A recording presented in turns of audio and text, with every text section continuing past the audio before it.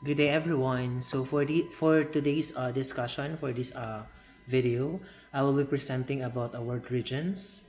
So in this presentation, we will learn that or what a region is, the different types of regions, and why regions are created or being labeled. So we will also discuss how Metro Manila, also known as the National Capital Region or the NCR, was formed and why it became an important region in the Philippines. So let me proceed with the PowerPoint presentation.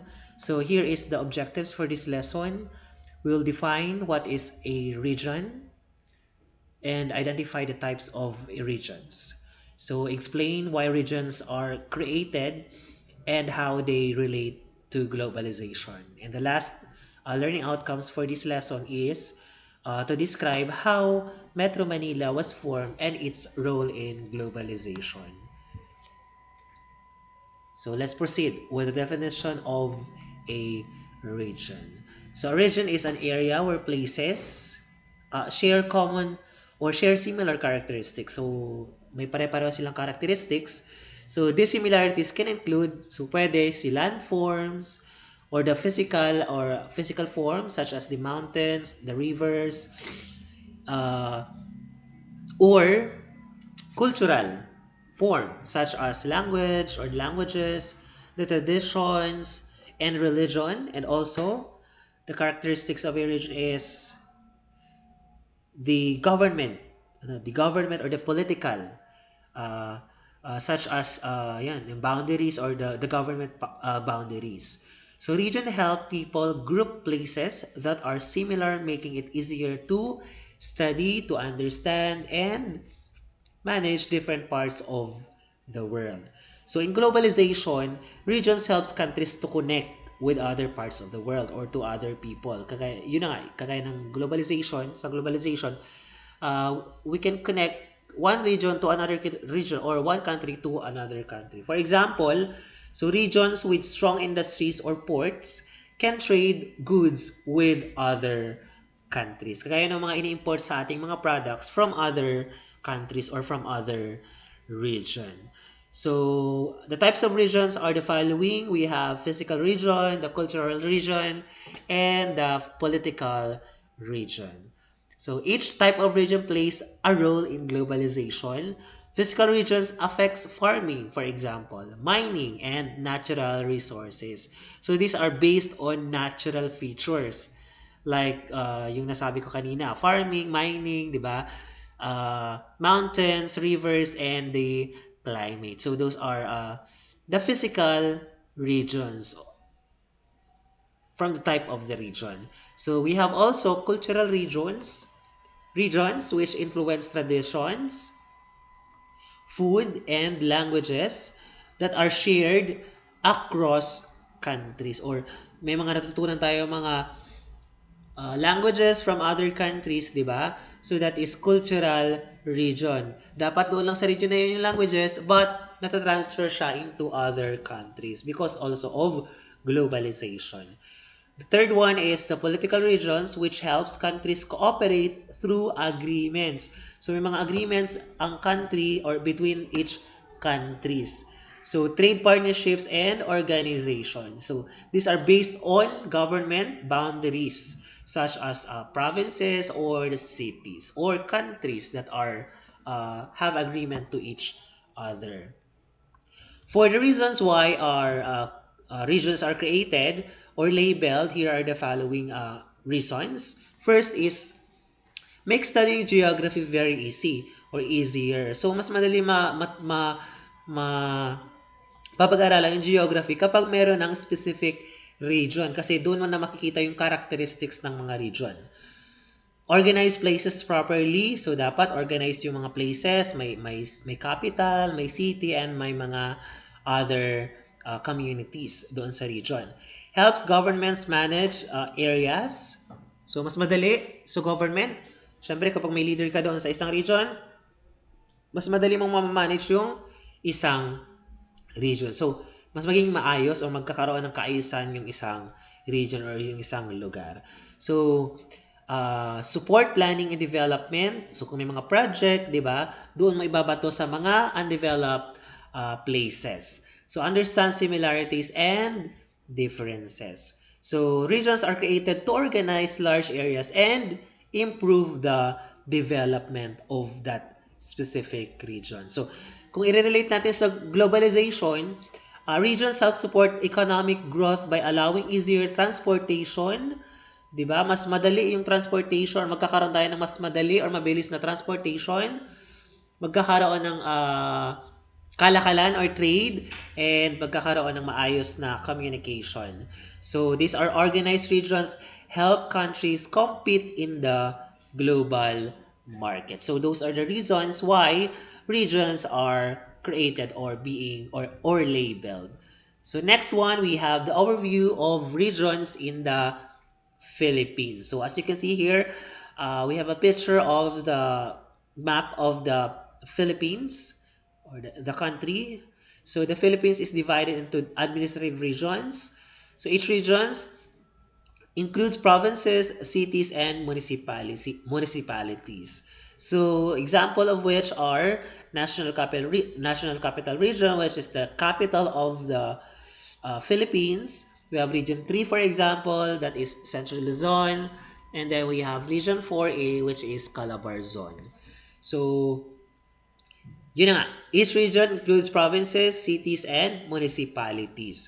So, these regions helps the government deliver services for more efficiently to different areas. So, mas madali yung government, for example, magbigay ng tulong or magbigay ng mga projects doon sa mga places na yon because they are divided into administrative regions. So, some examples yan. Meron na tayong mga examples. So, each region plays an important role in national development. So in the Philippines, regions help the government manage development and provide services. Some regions, especially the NCR, are important in globalization because they connect the Philippines to globalization, international businesses, tourism, and communication network. So, connected tayo to other countries. For the history of how Metro Manila came to be, so as you can see here the picture, so meron dyan parang before and after. So mga na-develop na siya. So Metro Manila is also called the National Capital Region. It was officially created in 1975. Before the creation, nearby cities were growing quickly, including na dyan yung population and then yung economy ng isang lugar. So over time, it became the center of government and the business, yung Metro Manila. Siya na yung parang nandoon na yung halos lahat ng mga business establishment, nandoon, kumbaga, nandoon yung mga projects, di ba? Mga international brands nandoon, sa Metro Manila, mga business establishment. So, because of globalization, the NCR or the Metro Manila developed into a major area that connects the Philippines to global economy. So, marami na yung mga nag-invest sa Pilipinas. Specifically doon sa Metro Manila kasi connected siya into other countries, the other regions. So, the creation of Presidential Decree number 824. So, this is the creation of Metro Manila. It was signed in 1975. So, as you can see in the picture, came from the Supreme Court e-library.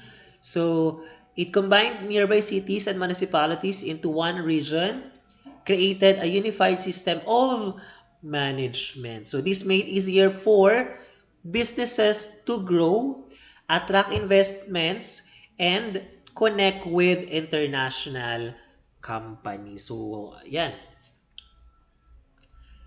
Reasons for forming Metro Manila. Bakit na-form yung Metro Manila?